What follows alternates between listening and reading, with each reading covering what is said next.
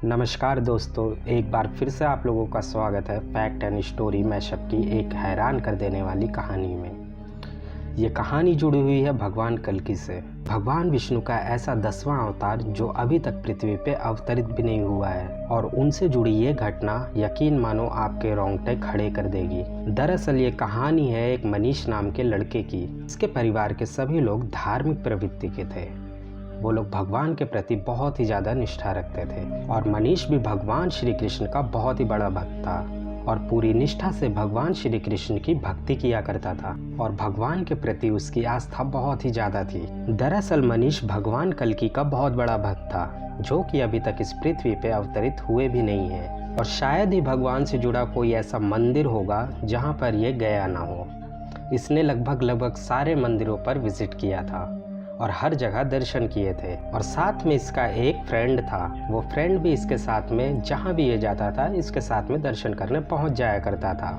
दरअसल मनीष जयपुर का रहने वाला था, और जयपुर में कहते हैं कि भगवान कल्कि का एक मंदिर है जो कि उसके घर से लगभग 11 से 12 किलोमीटर की दूरी पे था। आपको बता दें कि भगवान कल्कि का एकमात्र मंदिर ऐसा है जो कि जयपुर में ही स्थित है। इस मंदिर में भगवान कल्कि तो नहीं है, लेकिन भगवान कल्कि का एक घोड़ा है जिसका नाम है देवदत्त। ये देखने में सफ़ेद कलर का है और देखने में बहुत ही शानदार लगता है।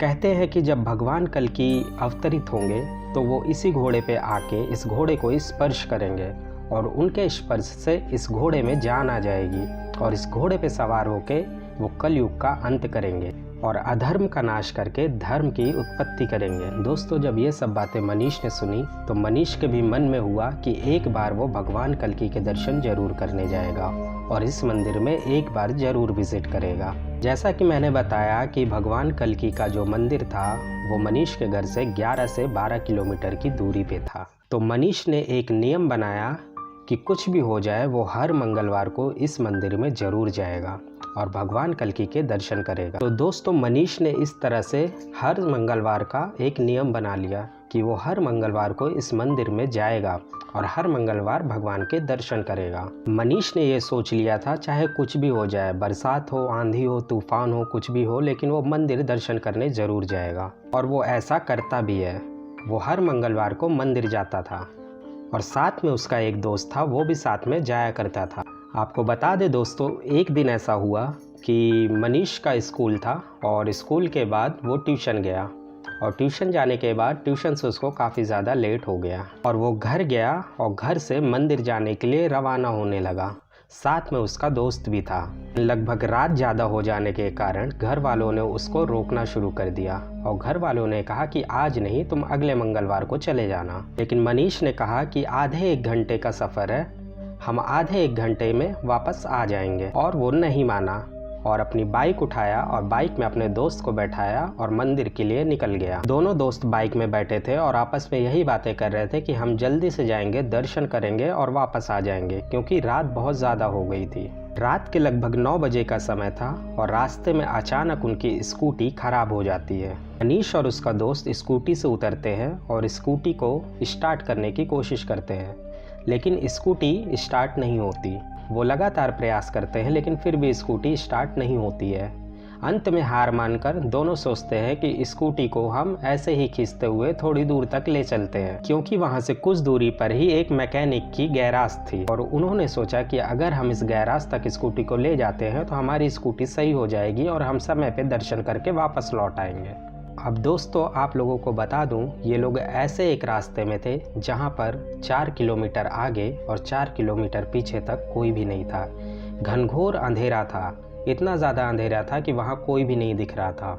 वहां पर ये दोनों ही अकेले चले जा रहे थे। वो कुछ दूरी ही आगे बढ़े थे कि अचानक उनके सामने 2 लोग आ जाते हैं जिन्होंने अपने चेहरे पे मास्क पहन रखा था। उन 2 अनजान लोगों को देखकर ये दोनों दोस्त डर जाते हैं। तभी ये दोनों अनजान लोग उसके पास आते हैं और उसको धमकी देने लगते हैं और कहते हैं कि तुम्हारे पास जो कुछ भी है उसको निकाल के दे दो, क्योंकि जल्दी जल्दी में इन्होंने अपना मोबाइल भी चार्ज नहीं किया था और इनका मोबाइल स्विच ऑफ हो चुका था, और रात के 10 बज चुके थे। तो घर वाले भी परेशान हो रहे थे कि आखिर ये दोनों अभी तक लौटे क्यों नहीं हैं। लेकिन घर वालों को भी ये खबर नहीं थी कि आखिर इन दोनों के साथ वहाँ पे क्या हो रहा है। मनीष और उसके दोस्त काफ़ी डरे हुए थे। तभी उन दो अनजान लोगों ने चाकू निकाला और इनको धमकी देने लगे कि तुम्हारे पास जो कुछ भी है हमें दे दो। मनीष थोड़ा डरा हुआ था, लेकिन फिर भी उसने थोड़ा सा विरोध किया। इसके बाद उन दो अनजान लोगों ने इन दोनों बच्चों को बहुत ही बुरी तरीके से मारा। इन दोनों आदमियों ने उन दोनों बच्चों को इतनी बुरी तरीके से मारा कि उनके मुंह से खून निकलने लगा और वो काफ़ी ज़्यादा लहूलुहान हो गए। लेकिन जिस समय वो इनको मार रहे थे उसी टाइम मनीष सिर्फ अपने मन में यही चीज़ बोल रहा था कि हे भगवान, हमने आपका क्या बिगाड़ा है, हम तो सिर्फ आपके दर्शन ही करने आ रहे थे। मनीष बार बार बस भगवान कृष्ण का नाम ही लिए जा रहा था और मन ही मन उनको याद कर रहा था। ये सब हो ही रहा होता है, तभी अचानक पीछे से एक सफ़ेद कलर का घोड़ा दौड़ते हुए उनकी तरफ बढ़ता है, जो कि एकदम सफ़ेद कलर का था और काफ़ी चमकदार था। मनीष और उसका दोस्त भी उस घोड़े को साफ साफ देख रहे थे। वो घोड़ा तेजी से दौड़ते हुए उनके पास आया और उन दोनों बदमाशों को जोरदार लात मारी, जिससे वो दोनों बदमाश जंगल की ओर भागने लगे। वो घोड़ा भी थोड़ा देर वहाँ पे रुका और मनीष की तरफ देखने लगा।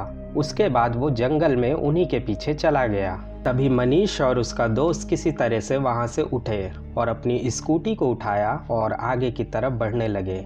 उनको लगा कि मैकेनिक की शॉप थोड़ा पास में ही है, तो हम पैदल पैदल ही वहाँ पे जल्दी से पहुँच जाते हैं। अभी मनीष देखता है कि वहाँ पर एक आदमी उनकी तरफ दौड़ता हुआ आ रहा है। उसको देखकर मनीष फिर से डर जाता है। उसको लगता है कि भगवान, अब हमने क्या किया, अब ये कौन आ रहा है, लगता है ये हमें फिर से मारेगा। तभी वो आदमी इन लोगों के पास आता है और इनसे कहता है कि बेटा, आप लोगों ने मेरे घोड़े को देखा है, क्योंकि वो मेरे हाथों से छूट गया है और कहीं इधर उधर भटक गया है। अगर आप लोगों ने देखा हो तो प्लीज़ मुझे बता दीजिए। तभी मनीष उनको ये बताता है कि आपका घोड़ा यहाँ पे आया था और उन्होंने हमारी रक्षा की और उसके बाद वो जंगल की तरफ चला गया। तभी वो आदमी उनको धन्यवाद करता है और अपने घोड़े को ढूंढने के लिए जंगल में चला जाता है। तभी मनीष और उसके दोस्त थोड़ा ही दूर और बढ़ते हैं कि अचानक वही आदमी उनके सामने फिर से आता है और उनको आवाज़ लगाता है। वो आदमी फिर से मनीष और उसके दोस्त के पास आता है, लेकिन इस बार उसके हाथ में घोड़ा होता है। उसके बाद वो आदमी मनीष को धन्यवाद करता है, लेकिन मनीष और उसका दोस्त कहते हैं कि धन्यवाद तो हमें आपका करना चाहिए, क्योंकि आपके ही घोड़े की वजह से हमारी जान बची है। अगर आपका घोड़ा नहीं होता तो शायद आज हमारे साथ बहुत ही ज़्यादा गलत हो जाता। इसके बाद वो आदमी मनीष से कहता है कि भैया, ये स्कूटी आप ऐसे क्यों लेकर जा रहे हो। तभी मनीष बताता है कि हम तो यहाँ पे कल्कि भगवान के मंदिर जा रहे थे उनके दर्शन करने के लिए, लेकिन अचानक ही ये स्कूटी बंद हो गई और कब से मैं कोशिश कर रहा हूँ, लेकिन ये स्कूटी स्टार्ट नहीं हो रही है। तभी उस आदमी ने कहा कि एक बार आप इस स्कूटी को स्टार्ट करने की फिर से कोशिश करें। लेकिन मनीष कहता है कि हमने बहुत कोशिश की, लेकिन ये स्कूटी स्टार्ट नहीं हो रही है। लेकिन उस आदमी ने कहा कि एक बार आप फिर से कोशिश करो, और मनीष एक बार फिर से कोशिश करता है और जैसे ही वो स्कूटी को स्टार्ट करता है, यकीन मानिए पहली ही किक में वो स्कूटी स्टार्ट हो जाती है। इसके बाद वो इंसान मुस्कुराता है और अपना घोड़ा लेकर वापस चला जाता है। फिर मनीष और उसका दोस्त सोचते हैं कि स्कूटी स्टार्ट हो गई है, तो एक बार इसको मैकेनिक की दुकान पे दिखा देते हैं कि आखिर इसमें क्या प्रॉब्लम थी। जब वो मैकेनिक की दुकान पे जाते हैं तो मैकेनिक बताता है कि इसमें तो कोई प्रॉब्लम थी ही नहीं। उसके बाद ये दोनों सोचते हैं कि यार, इतना दूर तक अगर हम आए हैं तो एक कल्कि भगवान के दर्शन तो ज़रूर करेंगे और मंदिर ज़रूर जाएंगे। इसके बाद ये दोनों कल्कि भगवान के मंदिर में जाते हैं, वहाँ पे दर्शन करते हैं और दर्शन करने के बाद वापस अपने घर चले आते हैं। घर पहुँचने के बाद अपने घर वालों को ये सारी अपनी आप बीती बताते हैं। इसके बाद घर वाले मनीष और उसके दोस्त की मलहम पट्टी करते हैं। उसके बाद वो लोग खाना खाते हैं और खाना खाने के बाद मनीष सोने को चला जाता है। मनीष जैसे ही बिस्तर पे लेटता है, शायद तुरंत उसको नींद आ जाती है। मनीष को जैसे ही नींद आती है, उसको एक सपना आता है। उस सपने में उसको वही सब कुछ दिखाई दे रहा होता है जो उसके साथ हो चुका था। कहने का मतलब मेरा ये है कि उसको वैसे ही स्कूटी दिखाई देती है जो ख़राब हो गई थी, वैसे ही एक घोड़ा दिखाई देता है और वो आदमी दिखाई देता है और वो दो बदमाश भी दिखाई देते हैं। सेम उसी तरह से उसके साथ उस सपने में घटना घट रही थी। असल जो कुछ एक्चुअल में उसके साथ हुआ था, वो सारी चीज़ें उसको सपने में दिखाई दे रही थी। लेकिन सपने में दिखाई दे रहा घोड़ा वो नॉर्मल घोड़ा नहीं दिखाई दे रहा था। वो घोड़ा उस रियल घोड़े से काफ़ी ज़्यादा सफ़ेद दिखाई दे रहा था, मानो कि वो एक दिव्य घोड़ा हो, जो कि बहुत ही ज़्यादा चमकदार था और बहुत ही ज़्यादा वाइट था। वो दोनों जो बदमाश आदमी थे वो भी साधारण इंसान नहीं दिखाई दे रहे थे, बल्कि उनका रूप एक राक्षस का रूप में दिखाई दे रहा था। और जो इंसान उनके पास भागते हुए आया था, सपने में वो इंसान भी साधारण पुरुष नहीं दिखाई दे रहा था। वो इंसान भी भगवान श्री कृष्ण के अवतार की तरह एकदम दिखाई दे रहा था।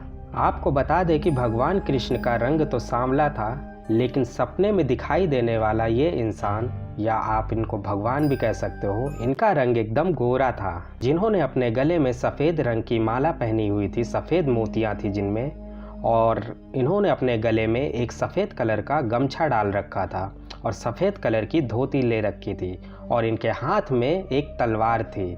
दोस्तों, आपको बता दें कि सड़क पे दिखने वाला वो साधारण सा इंसान कोई और नहीं, भगवान कल्कि ही थे, और उनके साथ में दिखाई देने वाला घोड़ा कोई और नहीं बल्कि भगवान कल्कि का ही घोड़ा देवदत्त था। इसके बाद मनीष की जैसे ही नींद खुली, वो तुरंत ही जाके अपने घर वालों को सारी बात बताया, और मनीष को भी ये समझ में आ गया था कि वो साधारण सा दिखने वाला इंसान कोई और नहीं बल्कि कल्कि भगवान ही थे। उसकी इन बातों को सुनकर घर वाले एकदम आत्मविभोर हो गए, और उन्होंने अपना जीवन, अपना सब कुछ भगवान के नाम कर दिया, और मनीष भी भगवान के लिए बहुत ही ज़्यादा उत्साहित हो गया। और तब से मनीष के साथ साथ उसके परिवार के सभी लोग हर मंगलवार को भगवान कल्कि के मंदिर जाते हैं और उनके दर्शन और पूजा अर्चना करते हैं। दोस्तों, आपको बता दूं कि इस मंदिर में जो घोड़ा है उसके पैर में एक घाव है, और ये घाव दिन प्रतिदिन धीरे धीरे भर रहा है। माना जाता है कि जब कलयुग का अंत होगा तो ये घाव पूरी तरीके से भर चुका होगा, और उसी समय कल्कि भगवान इस मंदिर में आएंगे और इस घोड़े को स्पर्श करेंगे। उनके स्पर्श करते ही ये घोड़े में जान आ जाएगी, और कल्कि भगवान इस घोड़े पे सवार होके इस दुनिया से कलयुग का अंत करेंगे और सत्य की स्थापना करेंगे, धर्म की स्थापना करेंगे। दोस्तों, आशा करते हैं कि ये कहानी आपको बहुत ही ज़्यादा पसंद आई होगी। तो दोस्तों, आपके लिए इतनी मेहनत करते हैं, इतनी अच्छी कहानियाँ लेकर आते हैं। ये कहानी तो सत्य घटना पे आधारित थी। तो अगर आपको इस वीडियो में ज़रा सी भी जान लगी हो, ज़रा सा भी अच्छा लगा हो वीडियो, तो चैनल को सब्सक्राइब करके, वीडियो को लाइक करके शेयर ज़रूर कर दीजिएगा। तो मिलते हैं अगले वीडियो में। धन्यवाद।